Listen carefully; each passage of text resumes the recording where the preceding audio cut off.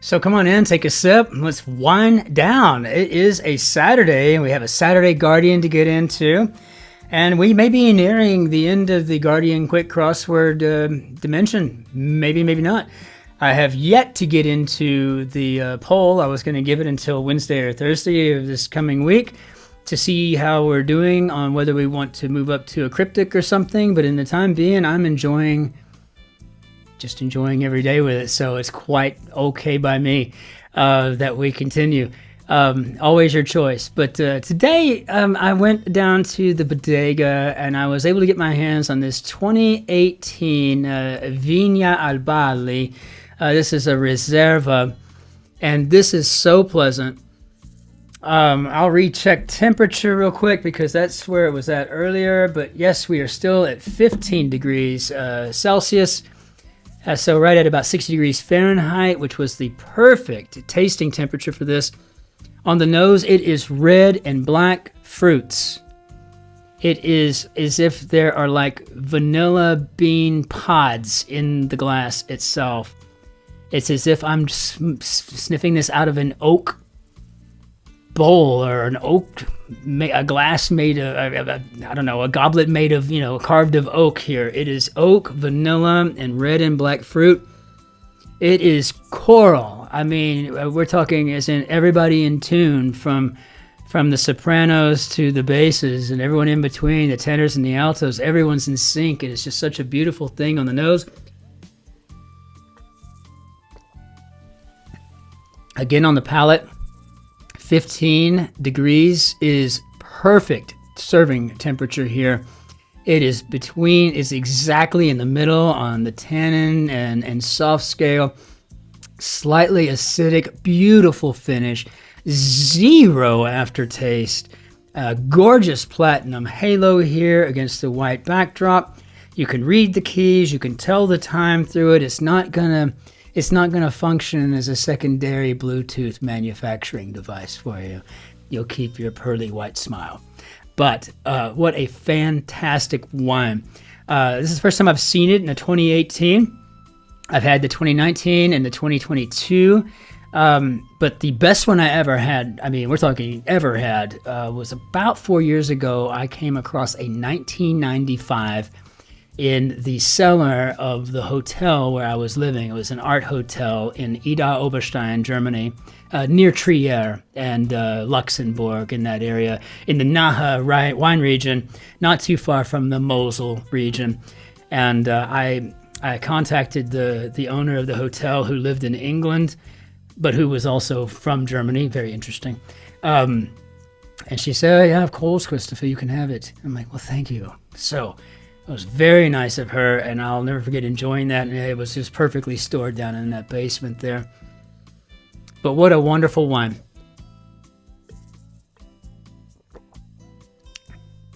As Spanish wines go, they all seem to be delicious, right? But this one, amazing. So if you get an opportunity to get your hands on this particular event, I'd say jump on it, right? Because it is definitely worth our time. I think it was about 13 euros, so it's not exactly unaffordable. It's within reach for most folks. So here we go. We got ourselves a quick crossword number 17116. Let's put this cursor in here ever so carefully. Let's see what we can do. So 30 on a ruler. Okay, well, I hope this is an end. Whoa, I almost caught myself. Centimeters. Let's spell this the proper English way. Muslim festival could be Eid. Like most envelopes, 9. Well, what's it going to hurt? Let's just say we're going to say it's going to be addressed, and then we'll check ourselves on the downs and see what we got to do here. Cap, Burns poem 3, 1, and 7, and that must be a Tam O'Shanter. And when I was a kid growing up, and it's still there, one of the nicest streets in Fort Worth, Texas is named Tam O'Shanter. And I don't remember the name of the neighborhood that it represented. It was near another neighborhood, or on the outskirts of a very nice historic neighborhood called Oakhurst. But there, in this one section overlooking the west side of Fort Worth and all of the stuff there, from the stockyards to downtown, everything that was in the people's viewpoint from their balconies, in their pools and whatnot, was all along Tam O'Shanter. And if you ever get a chance to Google Map or Google Earth, Fort Worth, Texas, take a digital drive down Tam O'Shanter, and it's fabulous. But that was the kind that road was. I was going to live there one day. I was just going to live there, and I might still, maybe. I don't know. I had to move back to Texas. I don't know. But if I did, sure. But that's going to be a lot of money, so I better start saving. But yeah, Tam O'Shanter. I'll never forget it. And then when I found out it was actually a Burns poem, oh, yeah, it's always automatic. Boom. Fan all the way around. So go around in circles. I'm assuming this could be to orbit. And so, descriptor of football as a game.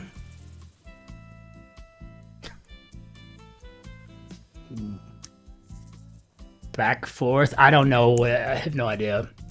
Tempestuous, like some towel rails, and that would be heated.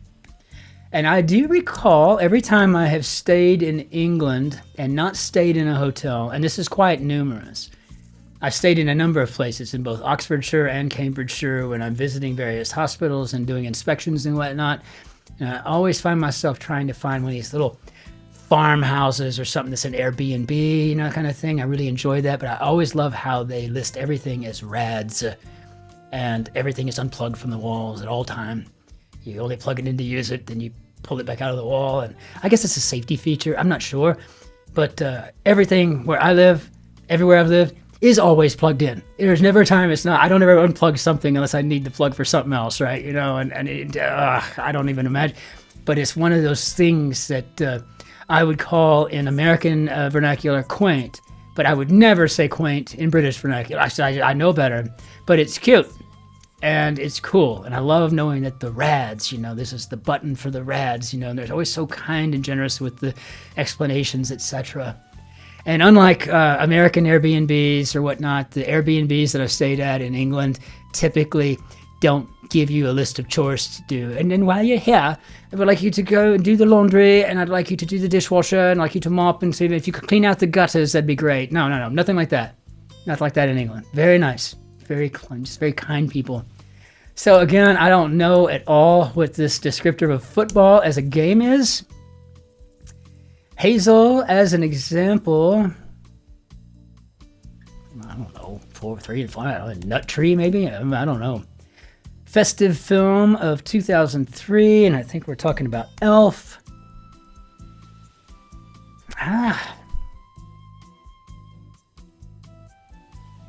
Well, the more I'm looking at this, I don't know that I quite understand what it's supposed to mean, if it's like an inside joke, but I'm going to put beautiful in, because football is beautiful. I'd agree. But I guess I'm trying to figure out if that's an actual saying, or if maybe a song, or if it was a well-known poem, or if it's just something that people say. Because I don't think that the Yank football or soccer would ever be described as beautiful, unless your team just scored a touchdown, or, in England, I don't know, made a point, scored a point. But yeah, we'll see that. But this kind of lines up with my nut tree suspicion. I'm alleging a nut tree here. So, meaning of the R in "réponse s'il vous plaît," well, it's to respond, right? I guess reply. I always thought that was one of the few French words, but it was just a given what it meant. Neither pilot nor crew. How about a passenger? And by the way, over here, that is a British Airways thing I got on eBay. I don't know why that just came up, but it was I bought a British Airways 747 safety card, and they just threw that in there with it. So that's kind of nice. And so I got the little head thing there. Fun. It just sits there. Natural producer of hot air. Okay, well, I can't fit politician in there. So maybe a geyser. Oh, I'm sorry. I'm just like sitting here just, laughing at my own stuff. That's kind of, well, to borrow a word I used earlier to describe a certain clue in the New York Times today, solipsistic, but at least it's entertaining for me. So I think Rex in England, in the UK, I should say, would probably be playgrounds. And I know the difference between England and the UK. I know how all of that works. But I can't really talk about the times that I've stayed in the UK, only maybe big picture, because in reality I've only ever booked rooms in England. But I do need to get to Scotland, Ireland, and I haven't been to both, but I need to actually go and spend more than a few hours. So Pan or Pluto, these would be talking with some gods here, and large, level tract of elevated land, and I guess we're talking about a plateau. Okay, I hope I spelled that right. Measures of lengths times breadths. All right, that's kind of funny. We would say length time width in American vernacular. So I guess we're talking about areas here. You need some basic geometrics. Favorable aspect. Don't know. Stress. C. Mishap.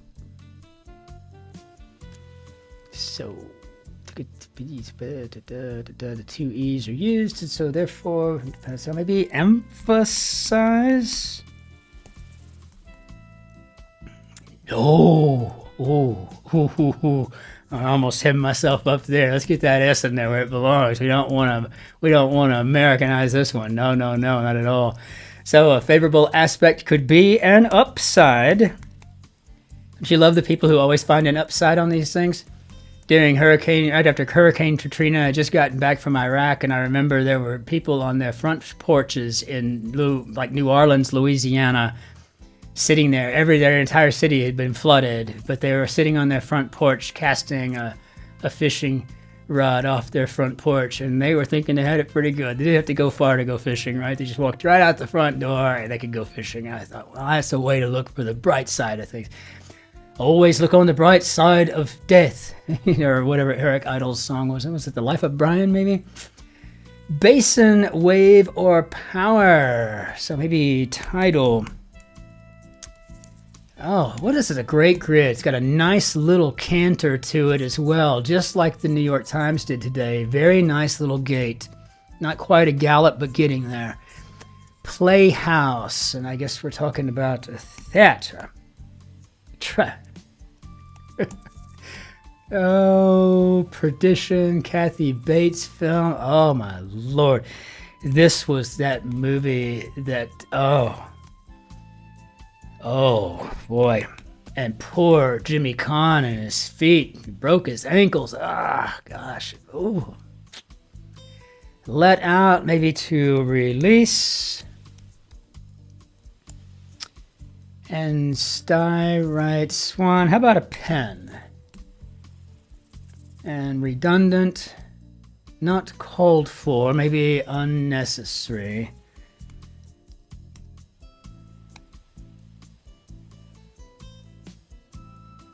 Okay, I've got to think about this for a second. This is where I'll get hemmed up. I'll spell like something as easy as this wrong.